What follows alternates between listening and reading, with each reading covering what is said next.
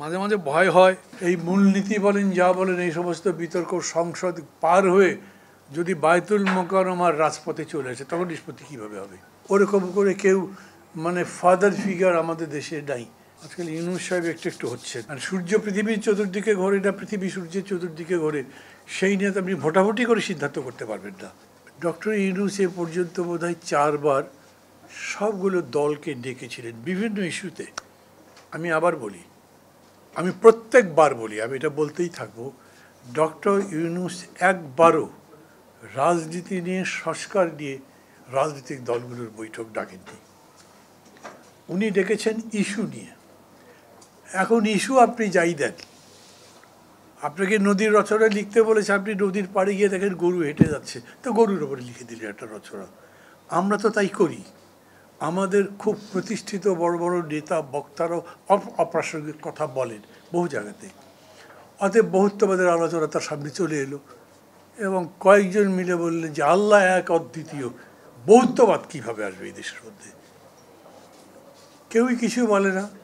তো আমি উঠে বললাম যে ভাই, বহুত্ববাদ তো আল্লাহ এক না বেশি তা নিয়ে নয়, বহুত্ববাদের একটা ব্যাখ্যা বললাম। যদি ধরেন বহুত্ববাদের ব্যাখ্যাও কিন্তু এক এক দেশে এক এক রকম, বাট কমন একটা বিষয় আছে।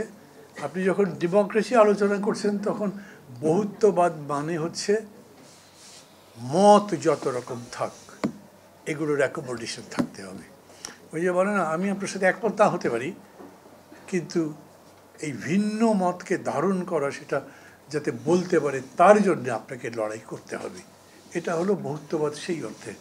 আই ওয়াজ ভেরি হ্যাপি যে এটা আমি যখন তাদেরকে বলেছি বা ওই সভার মধ্যে বললাম, তখন কেউ আমার প্রতিবাদ করেননি। কিন্তু পরে আবার দেখলাম বেশ বড় সড়ো দল একটা, তারা বলল তারা বহুত্ববাদে বিশ্বাস করে না। তাহলে এটা নিষ্পত্তি হবে কীরকম করে? বহুত্ববাদ থাকবে কি থাকবে না? ধরের কথার কথা বলছি, বিএনপি বলল না বহুত্ববাদ ঠিক আছে, আর এখন সোভিয়েত ইউনিয়নের পতনের পরে তো আমেরিকার প্রতিদ্বন্দ্বী কেউ হয়নি, আওয়ামী লীগ তো নাই, এখন বিএনপি একক, একদম একক নেই। একক মানবো কেন? আমিও তো আছি, দাঁড়িয়ে গেছি না, আলাদা করে কথা তো বলছি। তো সেরকম করে বলছি আমরা। ধরেন কেউ বললেন না বহুত্ববাদ চলবে না, কিভাবে সিদ্ধান্ত হবে?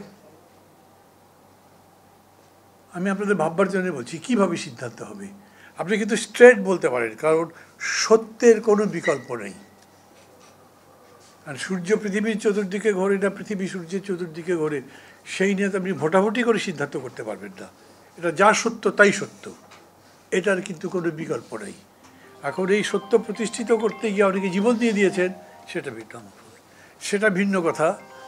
এইখানেও এই বিতর্ক প্রতিষ্ঠার জন্যে আমি জানি না জানটারও দিয়ে দিতে পারে কেউ কেউ। মাঝে মাঝে ভয় হয় এই মূলনীতি বলেন যা বলেন এই সমস্ত বিতর্ক সংসদ পার হয়ে যদি বায়তুল মোকাররমার রাজপথে চলে আসে তখন নিষ্পত্তি কীভাবে হবে। এইরকম একটা ক্রাইসিসের সামনে আমরা আছি, এবং এই ক্রাইসিসের সামনে দাঁড়িয়েই মাঝে মাঝে ভাবি, খুব জোর টোর করে কথা বলি না, যুক্তিটা বলি, অন্যদের বুঝতে বলি, এবং বলি আপনি পাল্টা যুক্তি বলেন। এখন পর্যন্ত আমাদের দেশে, আবারও বলি, আমার শব্দটা খুব পছন্দ তাই বলছি, ডিসকোর্স, মানে আমি মনে করি যে এটা একটা ইন্টারাকশন টাইপের জিনিস। আমি বললাম, আপনিও বললেন, পরস্পরের কথা শুনলাম, ভাবতে চেষ্টা করলাম, মধ্যস্থতাকারী কেউ থাকলেন, যদিও আমাদের দেশে কেউ মধ্যস্থতাকারী নাই।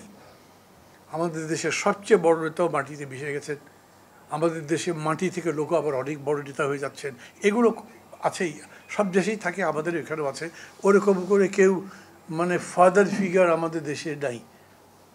আজকাল ইউনূস সাহেব একটু একটু হচ্ছেন, তো আবার পলিটিক্যালি তো সবাই এরকম করে দেবে না হয়তো।